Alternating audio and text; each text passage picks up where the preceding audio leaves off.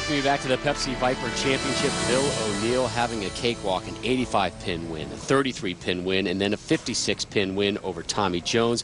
He is set for your title match versus Andres Gomez. Here now, your Geico Championship recap. Hey Rob, this Geico Championship recap is all about a little steamroller by the name of Bill O'Neill. In match number 1 against Emleto Monticelli, he has a 5-bagger, shoots 244. Then in match number 2, the little steamroller, well, he has a 6-bagger and shoots 242 against Mike Devaney. Then in our last match against past player of the year, Tommy Jones, our little steamroller with another 6-bagger and shoots 248. Let's see if Bill O'Neill has any steam left for the championship match. Thank you, Randall. That's what they're playing for. And we are set for the title match, uninterrupted, commercial-free. Bill O'Neill, your 4 seed, taking on the man from Bogota, Colombia, Andres Gomez. Here is Bill O'Neill, 2 tour titles, 1 major on his resume already.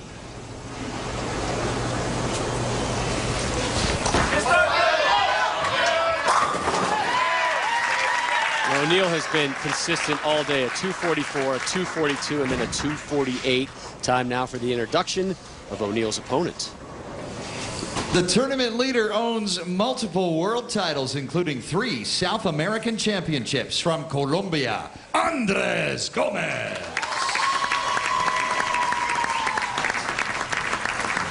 This the first career television appearance in America for Gomez. He was on Eurosport during the AMF World Cup a few years ago. Plenty of television experience overseas, just not here in the States. I got to tell you, Rob, I love the international flavor at this year's World Series of Bowling.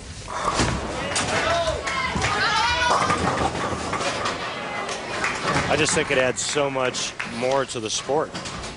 You see the NBA and NFL dabbling in the international market, trying to get out there. Love to see the PBA stage a couple events over there. I mean, selfishly, I would love to visit Barcelona right about now. Absolutely. But I mean, look at the PGA Tour. The #1 player in the world right now is Lee Westwood from England.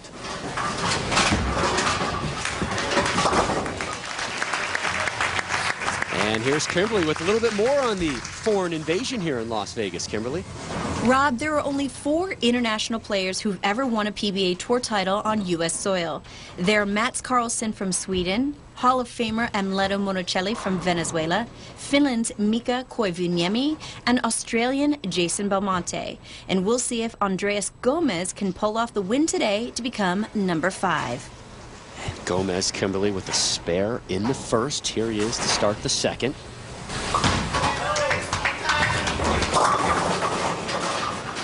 Checked a little early on him. That looked like he got it left of target.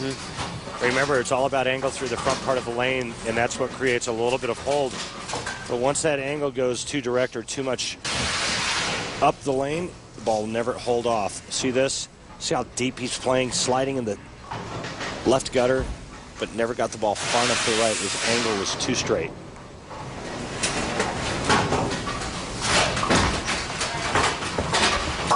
Why it's not always easy to be that #1 seed in the stepladder finals. A guy like O'Neill has seen these lanes transition all afternoon long. He knows where they are, and Andres gets a couple warm-up tosses in between each match and has a brief little window to try and figure out where things are before he has to roll for the money. Yeah, Bill O'Neill has the blueprint.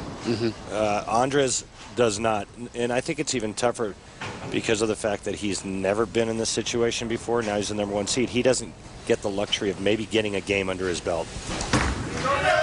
Get there. 2 for 2 to open up. The title match is Bill O'Neill. Again, we will be here through the duration of the title match. No commercials. You know, I mean, Bill O'Neill hasn't even broken a sweat today. He started at the bottom. He's climbed the ladder all the way to the championship match. And the demeanor hasn't changed. His posture hasn't changed. The only thing that's really changed is the angle that he's playing on the lanes. 25 total strikes already for O'Neill. And talk about quick starts. Look how he's jumping out of the gates and jumping on his opponents already today. Doing the same right now to Gomez. Looking for 3 in a row. Get up. A leadoff triple for O'Neill. He's not giving his opponents any room to breathe. Gomez beat Tommy Jones in the position round to move up to the #1 seed spot. The native of Bogota spent a lot of time in Fort Lauderdale as well. Gomez still seeking that first strike. He actually came to the States with the desire to bowl collegiately at the University of Florida. Went to Gainesville and things didn't really work out there. Went to a community college, then ended up in Orlando at the University of Central Florida, where he bowled there. So splits time between Columbia and the Sunshine State. Looking for his 3rd consecutive 9 spare. Andres Gomez and I have a mutual friend back home by the name of Carlos Tobon. I actually started teaching Carlos to bowl way back in the day, and Carlos just happens to be a really good friend of Andres, both coming from Bogota to the United States to learn how to become a professional bowler. Andres made it. My friend Carlos decided to go to another route. As you take a look at Andres' arsenal, he's actually switched to a rein after the first 2 frames, but his angle much deeper than Bill O'Neill's angle. If you notice where this laydown point is on the lane, several boards left of Bill O'Neill's.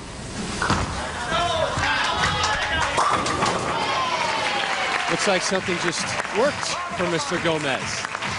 And we see this a lot, Randy, through the years. So many times we see the top competitors make a change too late. Gomez doing it here. We're going to take a look and watch the direction of this shot.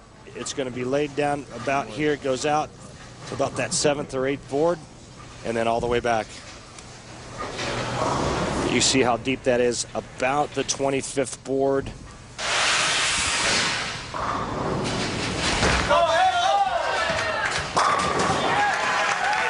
And O'Neill drops an opening ham bone. Saw that graphic just a second ago about the great quick starts for O'Neill. Here's another one. Now this shot's going to be at least 5 boards right of Andres Gomez's shot. Watch this laydown area here. Ball out to about the 19th or 20th board, still giving angle to the right, but a lot farther right on the lane than Andres Gomez, and it's proven to be very successful.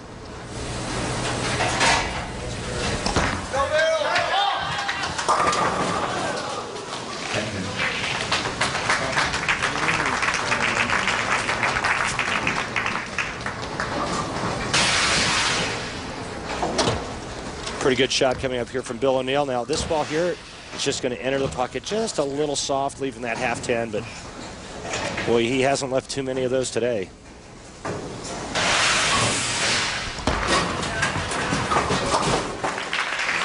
Busy off season as it is for so many of these professional athletes for O'Neill, but bowled in Korea in September, spent time in Europe, a visit to Finland as well.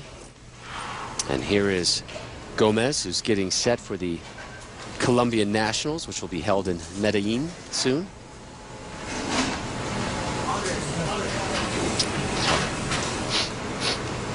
There's a rookie mistake. Andres getting up on the wrong lane.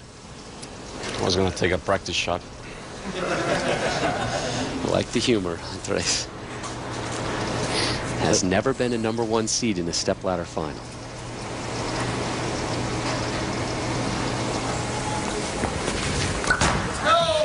Looks good. The deep voice of Mr. Gomez. I love it. He sounds like Sosa from Scarface. It's my favorite guy to interview. Oh, it looks good. I like as we take a look at our PBA World Championship standings through the Viper Championship. Again, the top 8 advance to the first major of the year, the PBA World Championship. And there's Bill O'Neill sitting in 6th right now. Norm Duke, Sean Rash, Kimmo Lehtinen from Finland. Those numbers do not reflect where the bowlers finish up on the TV show. That's what they do through qualifying. And you can see that World Championships in January from right here at South Point. Oof. Could have used 3 in a row right there to get back into this match. Yeah, and he's running out of time, and he's going up against a guy who has a lot of confidence and a lot of mo. in his corner right now. There's the hand rotating off the side, starts from underneath, feeding it right, having it hook left. Nice shot of that rotation.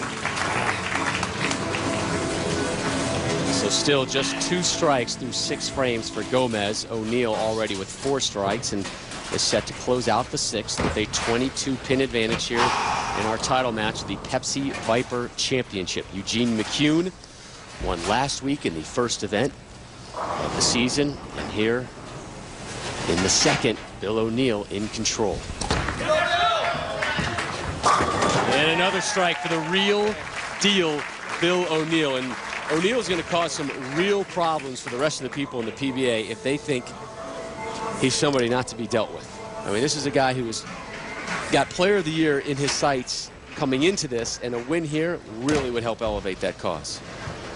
Yeah, he's the real deal. There's no doubt about it. And you know, I recognized that when I saw him finish 7th or 8th. Gosh, it was like 6 years ago at the U.S. Open. You just knew that this kid was destined for greatness out here on the tour, and he's proven it, just getting better and better year in and year out. 6th year on the tour. Seeking his 3rd career tour title. And another strike for O'Neal. He's not hooping it up yet. You know, No. it's still business as usual until he locks it up. And the missus is calm, too. I like that. The O'Neal family knows about the sport. It's all about experience, babe.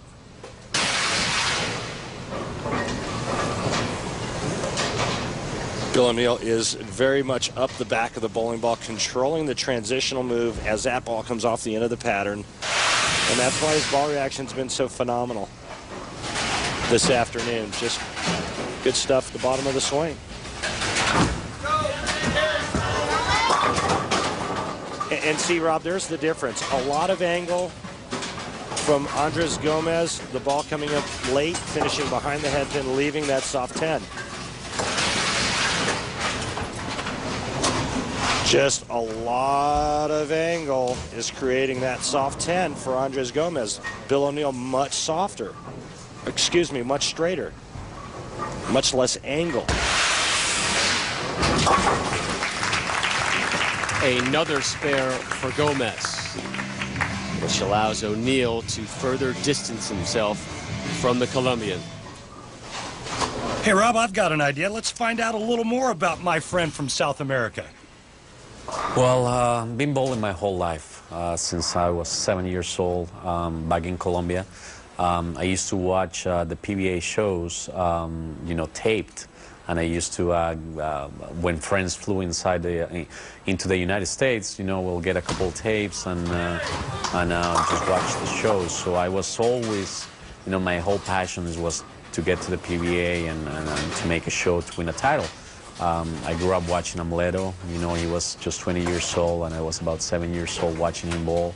And then I got to be on tour and travel with him. So that's definitely my passion. I also love golf, like I think most bowlers do. So that's been it. Well, if the bowling doesn't work out and he can't make it in golf, it sounds like he could be an opera singer with those golden pipes, maybe a baritone or a bass. But right now what he needs to do is figure out a way to change his angle so that when his bowling ball does hit the pocket, all 10 pins go down.